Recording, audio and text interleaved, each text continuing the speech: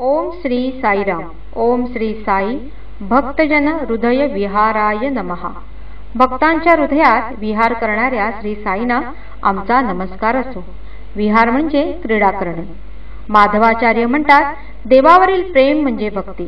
देवालाच आपला खरा मित्र मानून त्याच्यावर जे प्रेम करतात त्यालाच भक्ती म्हणतात. विवेक चूडामणी या ग्रंथात असे म्हटले आहे, भक्ती म्हणजे स्वस्वरूप दर्शन. तर भगवान शिवशंकरांनी असे उद्घोषित केले आहे, भज सेवाया. सेवा म्हणजेच भक्ती. ईश्वराची सेवा हेच भक्तीचे खरे स्वरूप आहे. आणि अशा भक्तांच्या हृदयात विहार करणे, रमणे भगवंतांना नेहमीच आवडते. गोकुळातील गोपिकांशी क्रीडा करणारे श्रीकृष्ण हे भक्तांच्या हृदयात विहार करणाऱ्या भगवंतांचे उत्तम उदाहरण.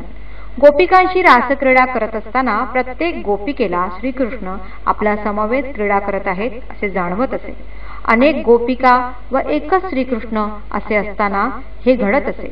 याचे एकमेव कारण म्हणजे भगवंत त्या गोपिकांच्या निर्मळ हृदयात क्रीडा करत असत. फार वर्षापूर्वीची गोष्ट. स्वामींच्या मनात भक्तांच्या हृदयात विहार करण्याचे आले असावे. त्यावेळी जवळ असणाऱ्या मोजक्याच भक्तांना स्वामी म्हणाले, आज माझ्या गळ्यापासून चरणापर्यंत पोहोचेल एवढ्या लांबीचा तुळशीचा हार मला कोण घालेल? जमलेल्या सर्व भक्तांनी जवळच असणाऱ्या तुळशीच्या रोपवाटिकेमधून तुळशीपत्र आणली व आपल्या अंदाजाप्रमाणे हार करण्यास सुरुवात केली.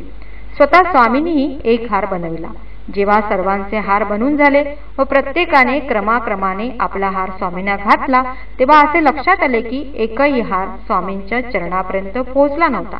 जेव्हा स्वामींनी स्वतः केलेला हार परिधान केला तेव्हा मात्र तो चरणापर्यंत पोहोचला.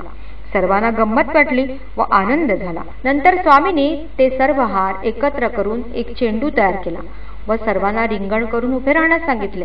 स्वामींनी तो चेंडू प्रत्येकाकडे टाकू लागले. त्याचा वेग एवढा वाढला की प्रत्येकाला स्वामी तो चेंडू आपल्याकडेच टाकत आहेत असे वाटू लागले. हा आनंद अवर्णनीय होता, जो हृदय विहारी स्वामींनी भक्तांना प्राप्त करून दिला. ओम श्री सत्यसाई नाथार्पणमस्तु.